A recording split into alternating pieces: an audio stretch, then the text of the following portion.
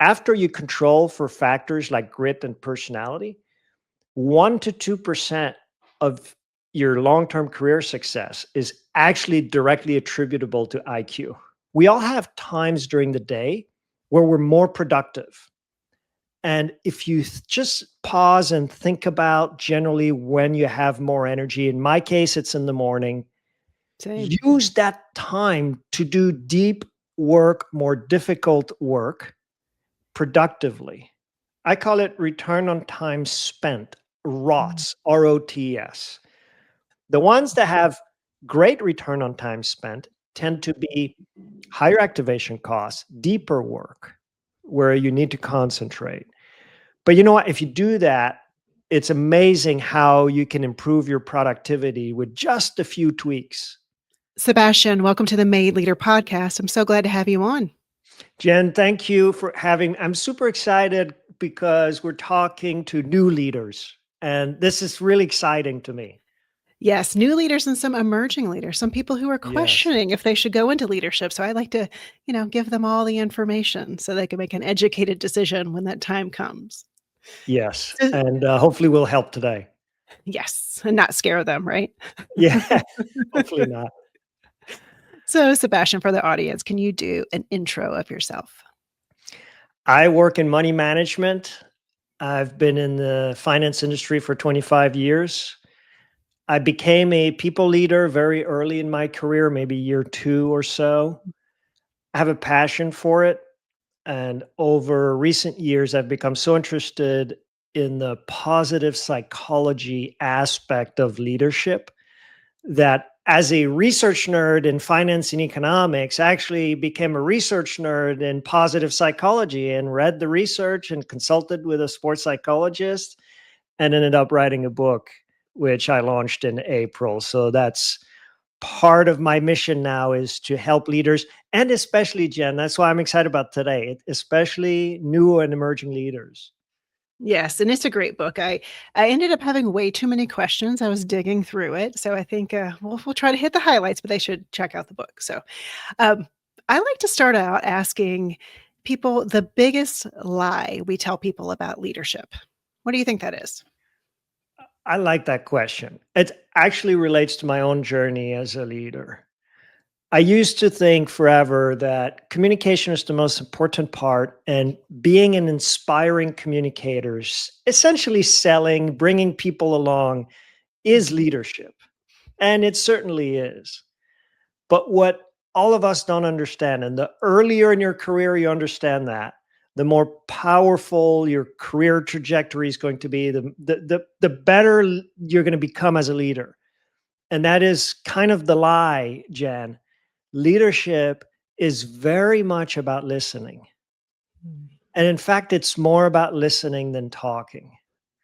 And that's been part of my journey. I probably realized that too late, but as you climb the ladder in an organization and you have more and more people reporting to you, you really need to focus on listening to them. And then you can be a better leader. So I don't know Mm. if it's a lie or a misconception, but to me, that's super important and underappreciated. No, I think it is a lie, and I think a lot of leaders, especially the further up you go, fall into the trap of they've got to be the first one to speak. I just heard it referenced that they always need to be big instead of Yeah. really kind of shrinking a little bit to let other people talk and knowing when you need to be the one talking versus not. I think it's a big skill. I think it's a big lie that we always need to be the one talking. And it's interesting because the research coming out, for example, on personality psychology, on introversion and extroversion, most people, if you ask them, are you an introvert or an extrovert, they kind of know where they land. Mhm. It can be, it can change depending on the situation. But it turns out introverts make fantastic leaders. And it's in part because they're better listeners than Mhm. extroverts. So I think it's underrated. Maybe a lie we tell about leadership. But to me, I've only realized this too late. I had during the pandemic, spent a lot of time on Zoom. I had a little Mhm. sticker on my computer that said, talk less, listen more. I have to remind Yeah. myself. And what you said about leaders feeling like they need to speak first, that's probably the worst thing you can do in a decision-making meeting. because you reveal where you're leaning. And as soon as you've done that, you're not getting the best out of the team. Because whether you want it or not, they're going to cater to the opinion you just expressed. If you want the best out of the team, you hold it and you go around the table and you ask people what they think. And that's just counterintuitive for most leaders. Yeah, it really is, and I love that you said that, especially when you're decision making or you're trying to get new ideas. Because yeah, if you put your idea out there first, they're gonna say, "Oh yeah, that's a great idea, Sebastian. Let's go with that one." And by the way, saying things like, that's just my opinion, or saying things like, I really want to know what you all think, it doesn't work. You really Yeah. have to sit back and get the input and then reflect. You'll actually make better decisions, of course, if Mhm. you really pay attention to the input of the team without giving your own. Yeah, and I think it's especially tough for new leaders because they're in this role where they feel like they're imposters and they just were one of them, right? So they feel like if I am not the first one speaking, then they're not going to know what they're going to think I don't know what I'm doing, which is not the truth. So I'm glad that you pointed that out. I think it's something for new leaders to consider and all leaders to consider, regardless of tenure. So Absolutely. all right. So when we think about organizations, there's KPIs, there's all of these scorecards that we're all paying attention to. We're talking about goals, right? We all love goals. But you talked about goal blindness or the downside into measurable goals. Can you talk about that a bit? Super important for new leaders. I went through my own process early in my career where I had goal-induced blindness. Goal-induced blindness happens when you're so focused on reaching your measurable specific goal that you lose sight of other things that matter, like your health, your family relationships, and so on. In the literature in psychology, the example that psychologists love to use is Mount Everest. Because if you want to summit Mount Everest, you have a 4% chance of dying in the process. And there's plenty of goal-induced blindness that occur on Mount Everest. And in my career, first few years when I started as a leader, I was overworked. I wasn't taking care of myself. And there's a story in the psychology of leadership towards the end. I almost died. I got an infection. I was so weak and tired and overworked that I ended up spending a week in the hospital. And it was kind of 50-50 if they were going to find the right antibiotics. I ended up perfectly fine. But this was a wake up call. It was goal induced blindness. I was just working and traveling nonstop. Mhm. So it's super important. And you know what? Especially for new leaders, when they start to taste success, when they start to reach their goals and they get promoted, they're at the most critical time where they're going to start to get goal induced blindness. And they're going to sacrifice relationships with people close to them or their own health and wellness. And Jen, I spoke to a group of students, very ambitious money management, finance students recently. One of the biggest audience I've ever had. There's 1,000 people in the room. They all fit in there in this giant auditorium. And I asked a question to illustrate goal-induced blindness. And I might ask you and our audience Let's of go. new and emerging leaders can kind of think what their answer would be. I looked at the crowd and I said, imagine that I present to you a jar of 100 gummy bears, but four of them or four of them are poison. They're going to kill you. So the thought experiment is, what would it take for me to convince you to eat a gummy? And I use 4% because of the literature on Mount Everest, and the probability of dying if you want to summit Mount Everest happens to be 4%. So I like the connection to the literature there. And I look at the crowd and I go, would you do it for $100,000? Would you do it for $1 million, $10 million? And I was shocked because at 10 million, I had about 20% of the room.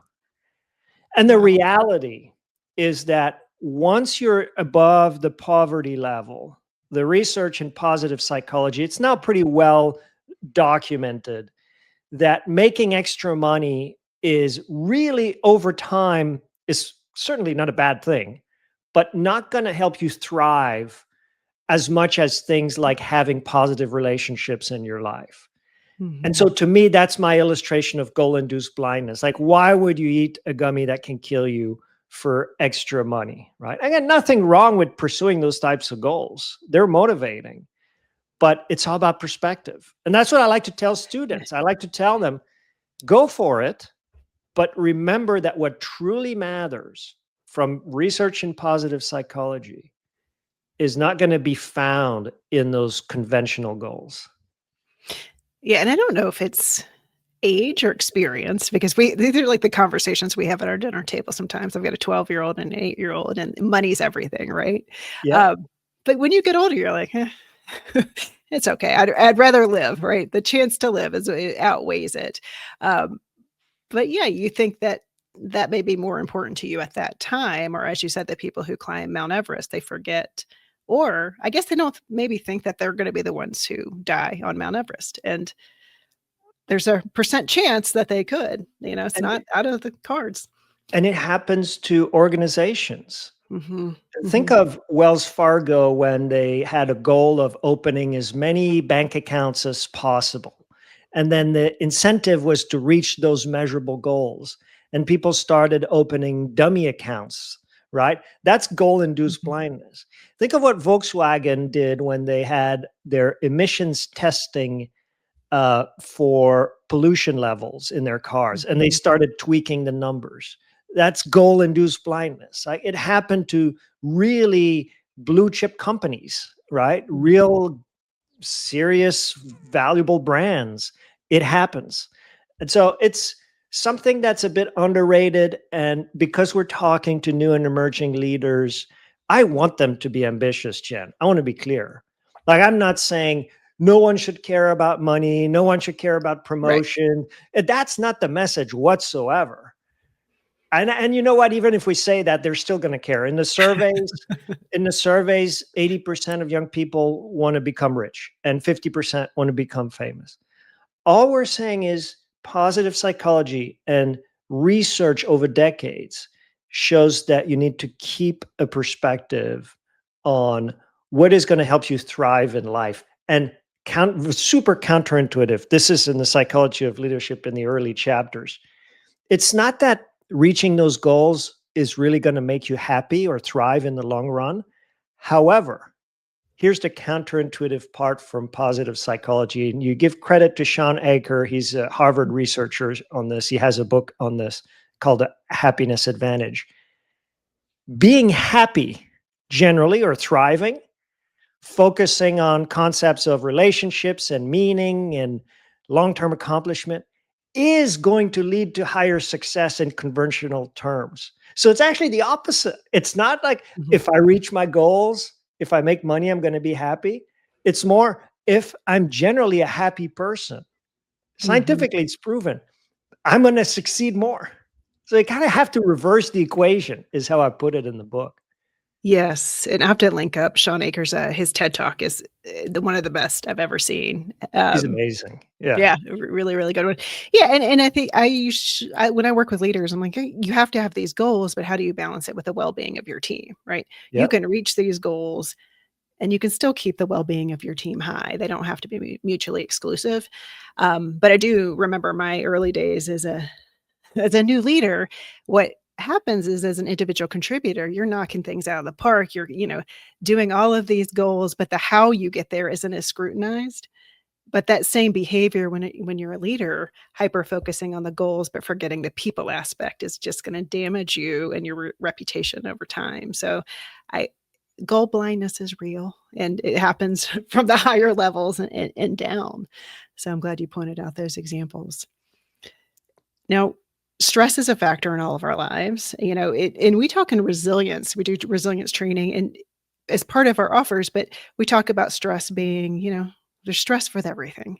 Good stress, bad stress, and some stress is really good for us, right? But you talk about optimizing stress and not trying to get rid of it.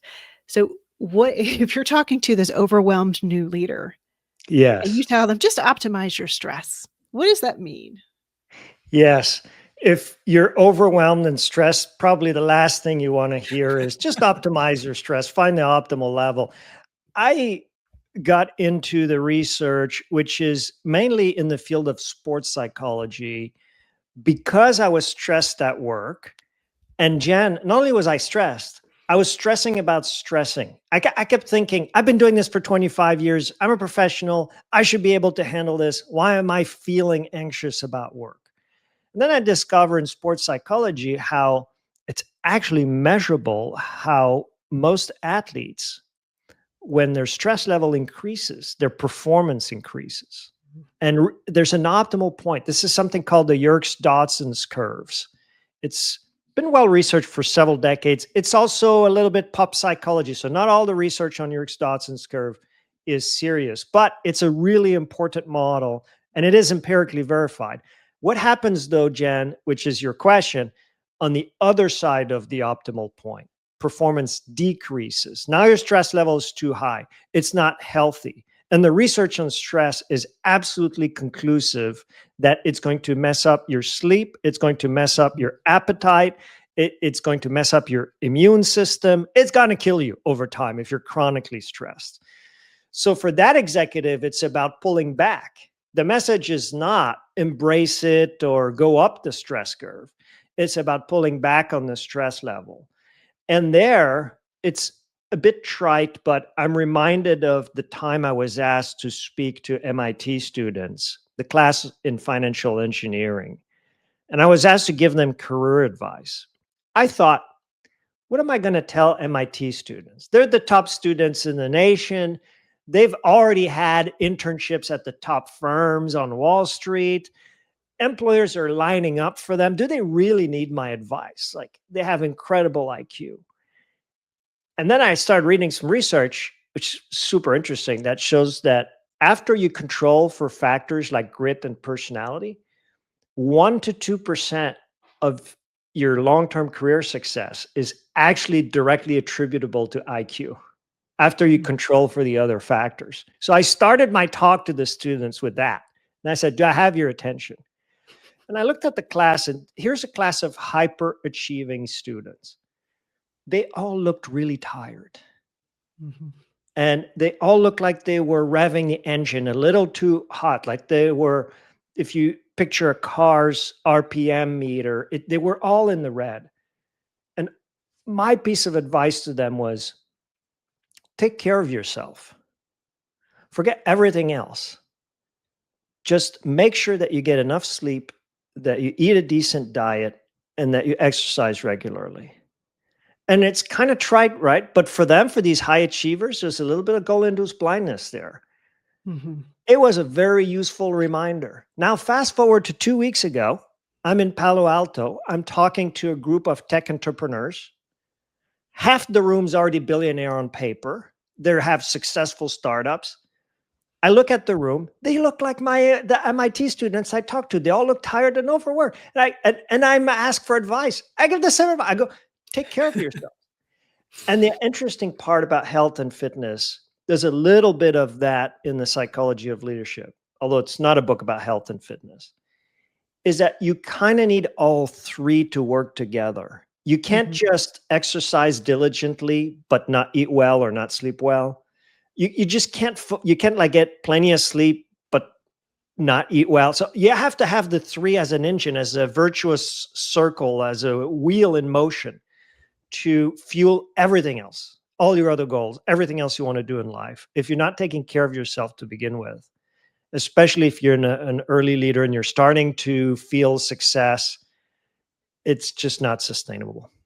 Yes, and please don't wear a lack of sleep like a badge of honor, Yeah. because that can happen sometimes when you're in corporate. You're like, "Oh, I only had 4 hours of sleep, or only had 6 hours of sleep," or whatever that is. It's not impressive. I mean, and you mentioned Matthew Walker's book, like, Yes. amazing. Like, all the research on sleep, and then when you're not getting enough sleep is not helping your leadership in any It's way. a bit, Matt Walker's book's a bit scary. I mean, it will scare you into really taking care of your sleep hygiene because all your health outcomes can go out the window in Yeah. all dimensions if you're not getting enough sleep. If you're running on 3 or 4 hours, your the risk you're taking while you're driving Mhm. is the same as being drunk. Yeah. I Well, mean, he this is disappointed me the most when he said that even 1 glass of alcohol messes up your sleep, and I was like, yes. "No," and, like, now that I'm getting older, I'm feeling every bit of that, but you're like, "Come on, don't Yeah, be that for me." yeah. Um, I mean, that being said, like, I'm glad you bring this up, the 1 glass of wine. Look, I'm not certainly not perfect on sleep, diet, and exercise, but my point, like, my piece of advice is really try to hit all 3, and it really matters, and it's not about perfection. You have to forgive yourself and live a little, but if you have the baseline, oh my god, you're gonna perform better over time for sure. I yeah. tell that to my team all the time, and I encourage people to rest. And if you start to study athletes and sport performance, they all build in rest in their routine. Mhm. It's a huge part of high performance. Rest is a huge part of high performance. Yeah, so take your vacations. I always say, as someone who owns their own business and I don't get paid when I leave on vacation, for people in corporate who get paid time off, take it. Like, just take it. And Well, that is even such a role modeling example too. Take your vacation. Jen, I'm going to go on the record on your podcast. I take all my vacation every year. I Yes. take all those days. Now I work really hard.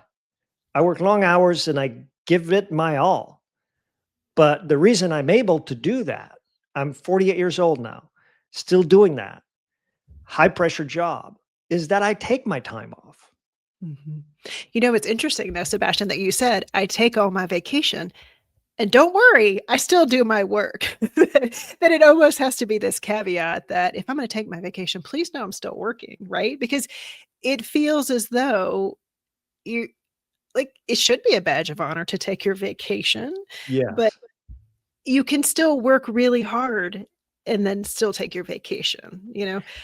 So I'm glad that you made that statement. It's official. You have to take your PTO every year, okay? Now that you said Yeah. it. Yeah. I'm on board and I encourage everybody to do it. And think about something Daniel Pink, who's another great author. He endorsed my book, so I like to talk about his research as well. He has a book that's all about timing. The title is When. Mhm. And he talks about energy management. We all have times during the day where we're more productive. And if you just pause and think about generally when you have more energy, in my case, it's in the morning, Same. use that time to do deep work, more difficult work productively. So it's not about more hours. It's not about not taking your vacation day. It's about managing when you do the difficult work to make it align with when you're most productive during your day or during your Mhm. month, or you'll have weeks where you feel better. Go ahead. So, this energy management aspect of it is super important and overlooked. You'll It have is. people who are in their prime hours of the day, but they get distracted scrolling their phones or answering their emails or going to status update meetings. That's like wasting your energy, right? And then they end up Yeah. having to work longer hours. Right, right. Well, that's what I wanted to talk about. Next, you talk about return on time audits because often I'll sit there with coaching new leaders going, all right, why are you overwhelmed? Let's unpack it. Right. So they're just in this state of overwhelm and they don't even know what is going on. So you talk about a return on time audit. What is it? And walk us through how someone would do one. I call it return on time spent, Mm. ROTS, ROTS. One of the best investors I've ever worked with does this religiously, and he's introduced me to the concept. So, for an investor, he's very detailed oriented. He does it in a spreadsheet. We don't all need to do it in a spreadsheet. It's more of a thought experiment and something that you pause and reflect about. But he's looking at how much time does he spend reading research reports? How much time does he spend talking to his team and bouncing ideas in meetings? How much time does he spend talking to CEOs of companies he invests in? How much time does he spend looking at other companies that he doesn't own in his portfolio? And on and on and on. And then he looks at it, documents it roughly, and tries to understand what is the highest return on time spent activities, rank order them, and then remove those that don't have high return on time spent. And it's fascinating how that can actually make you much more productive. It's difficult to say no to things that are easy to do, that have low activation costs. Mhm, Lowest activation cost, Jen, is pulling up your phone because it's right there and trying to seek the dopamine hit of mhm, scrolling or updating your inbox to see if something exciting has come up. But that is low return on time spent. mhm, Another low activation activity is, oh, there's a meeting. I don't really need to be in the meeting, but I'm pretty bored working on my own in my office. I'm going to go to the meeting and listen to the status update and not really contribute, not really pay attention, but I'm going to get to socialize. Low activation cost activities tend to have low return on time spent. The ones that have great return on time spent tend to be higher activation costs, deeper work where you need to concentrate. But you know what? If you do that, it's amazing how you can improve your productivity with just a few tweaks. So I'd encourage people listening to this, especially if you're starting your career. You don't have control over how you spend your time often, but you all probably have more control than you think. yeah, And so taking yeah, control, learning to say no, magical word in time management. You think you can't say no to anybody. You can, believe me. yeah, Learning to yeah. say no in a few places will work wonders on your productivity. Yeah, this part of your book really hit me hard because this is always an area that I have really neglected. But there's a tool, Clockify, that people can use for free, and you just go back at your work and you can do time tracking there. I've always resisted it, and then I did it, and I was like, oh yikes! But true, when you're talking about the activation, the hard work, the deep work you need to do, I often feel that resistance because Yes. it's much harder than answering an email or checking something off your to-do list, but that is the work you need to do, and that's probably the work you're procrastinating. And if people haven't, and if they're early in their leadership career, read Cal Newport's book on deep work, I highly recommend it. I haven't read that one yet. Is it good? And, it's the idea that that's the work that's valuable, is the deeper work, and the shallow work is less valuable. My recommendation goes back to what we were talking earlier, is to try to align when you're going to do deep work with moments, cycles Mhm, in the day when you feel energized. I can tell mhm, you for me, 7 a.m. after a couple strong coffees, I can take on the world. So that particular time I should not waste on updating my email. mhm, I should go and tackle the deeper work, the more difficult task. Writing the psychology of leadership, for me, all of it, Jen, all of it took place before 11 a.m. mhm. For me, it was Saturday mornings and a little bit on Sunday, but mornings. And people might have different energy levels at different time, and it doesn't work perfectly. But just this idea of aligning deeper work with moments where you're more energized, I think can make a difference. Oh, absolutely, and one of the things you mentioned in the book that I wanna just point out is, when you're getting those emails, when you're on social getting those likes, it is a dopamine hit in your brain, and you're like, "Oh, oh, what's there?" Right? So, it does help to just check your email a few times a day, so you're still getting it, but just acknowledging that sometimes we do gravitate to those things because it gives your brain this nice reward, and it's just It's normal way the it's way a the brain works. Yeah, it's addictive, and I hate to say this, but the algos for the social media apps in particular are built using Mhm, billions of dollars in research and development and AI to keep your attention, to be addictive, to keep you coming back. So I don't want to sound like the old guy who's complaining about social media. The wonderful things about social media. We're probably going to post this on social media, uh, we will. but it makes you think a little bit. If you start doing ROTS, return on time spent, then you can manage this better. Yes, and like you said, you have more control than you think, and I always like to put people in that mindset of what can you control, and I think ROTS is a great way to start. So, Sebastian, you talk about relationships are a big theme in PERMA and throughout your book, and I know as a new leader, what I missed a lot, and when I try to coach new leaders on, is the importance of relationships with your team, with your peers, with your upper level leadership. But, you know, explain to the audience why relationships are vital in successful leadership. It's so important. And I go back to the study I quoted earlier that after you control for personality and grit and other variables, your IQ only contributes 1 to 2% of your Mhm. career success. So there are all these other EQ components that Mhm. really matter. And you know what? Relationships for new leaders are oftentimes underrated because you talk about this in your podcast in prior episodes I listened to where people get promoted because they're very good individual contributors. But the skills to be a good leader are very different than their own individual contribution. The reality of leadership is that it's no longer about you, it's about how you can make the team the most productive possible. It's about how you can help others perform their best. So, this is all about relationships.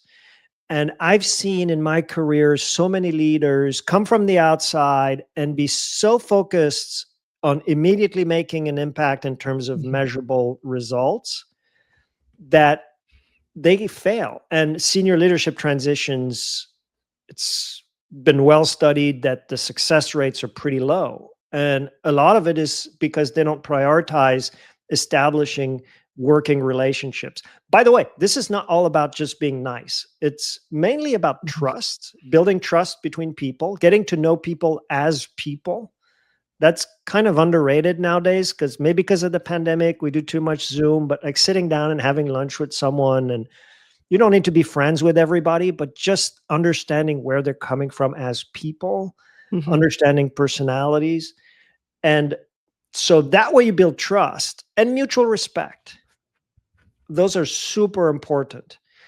And then I have a lot about this in the book, but the way you provide feedback and receive feedback in the workplace is a huge part of maintaining positive relationships. And feedback is difficult. People tend to hate it, but they really need it Mhm. at the same time. So we all have this kind of weird relationship with the feedback process in the corporate world.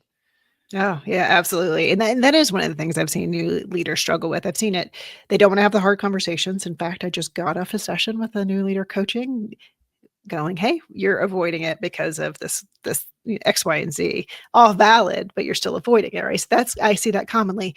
The other thing I see a lot is the waffling on decisions or not wanting to make a hard call. Right? So, what is your advice for leaders? And it may just be a mindset shift that specifically around the decision making, or, you don't want to feel like you're the bad guy, but sometimes you have to be this quote unquote bad guy. How do you recommend they go about it I and think still maintain Jen, trust and I, respect? yeah, I think Jen, you might be hitting there on one of the hardest things about leadership. And certainly for me in my career, I've found this incredibly difficult having the tough conversations, making the tough decisions. When you can't make everybody happy, there's going to be winners and losers. I would say two things. First, vulnerability is underrated, and counterintuitively, it can be a strength. Mhm. So go ahead and reveal that you're uncomfortable making the decision because with empathy, you realize that it's going to be to the disadvantage of this person where you're having the tough conversation. Second, the realities. My father told me this. He was a finance professor. He would say, in life, we're always selling. So if you have the tough decision to make, it's not just that you have the authority to make it and that you have to just run to the fire and live with the discomfort. It's also that you have to sell the decision. It's not because you're in charge that you don't have to sell it. You have to go and explain it and get people on board, even if they're reluctant. And so, honing those skills, here's why I'm making this decision. And you're not going to convince everybody all the time, but you at least need to make an effort to sell the why of the tough decision. And Yeah. sometimes leaders they forget that. They say it's my decision. think it's even more important when you talk about sell the decision, because if you are a newer leader, you have layers above you. So you're oftentimes communicating things that you may or may not agree with. It's fine, but you still need to sell the decision. This is why it was made, and not. I've seen also new leaders throw their leader under the bus to say, "Yeah, I don't really agree either." Can't do that, right? You really need to sell the decision. I like how you put that. It's important. Yeah, there was one time I had a mentor on our board of director who was a CEO before and had a fantastic career.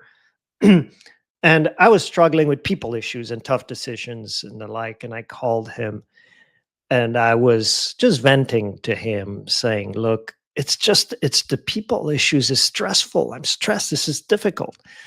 And all he said was, hey, it's part of your job. And he Mhm. said, I've lived through this. He had worked with presidents of the United States. Like he had worked with illustrious people. He said, every leader, everywhere, it's part of the job. It's difficult. And to me, that was strangely reassuring. It just didn't, like, it wasn't me. It's just something you have to learn to do. Sebastian, I'm gonna throw you a curveball. I Please. wondered if you could look back into your memory of being a first-time leader. Yeah. What is maybe a big lesson you learned, or maybe a mistake you made in the first year or 2 or 3 that you look back and you're like, I shouldn't have done it that way." I made plenty of mistakes, and some of the stories are published in the psychology of leadership. So I'm not too shy about that. Um, if I could go back, I would say, I would say, work on your communication sooner than later. It is such an important part of developing as a leader and often underrated because, like many leaders, I started as a technical expert, writing code and building financial models to try to predict markets and manage risk. And so earlier on, I would say work on your communication across all aspects, on your communication with your peers, communication with your bosses, when you start managing a team, communication with your team. Something I started to do over time that has worked wonders for me is just so simple, but figure out who needs to know what you're up to. And especially in a new job, but I've been doing it every week now for 20 years. Mhm. Figure out who needs to know what you're up to and write a very simple, not self promotional, not overly negative, fact based, easy to read, weekly update email and send it around.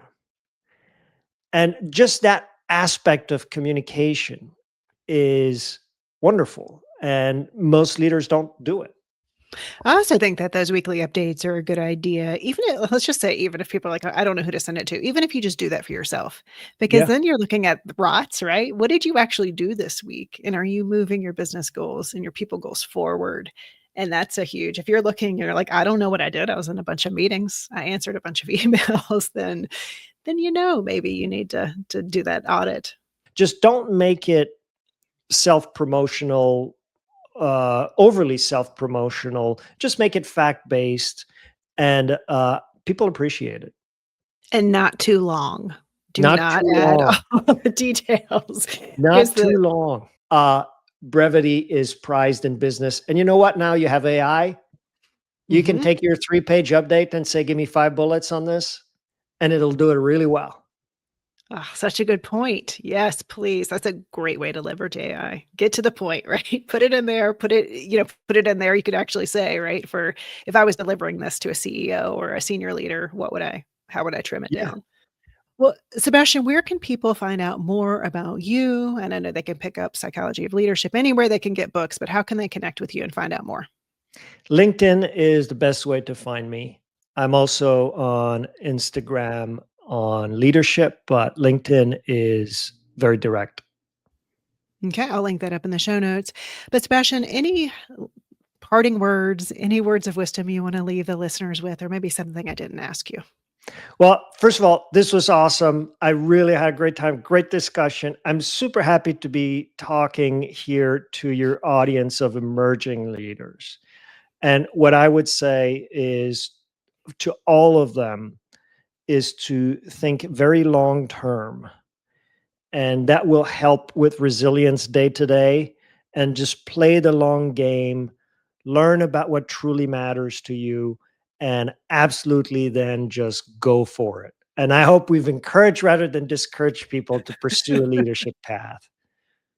Me as well. Well, Sebastian, thank you so much for your time. I appreciate it. Thank you.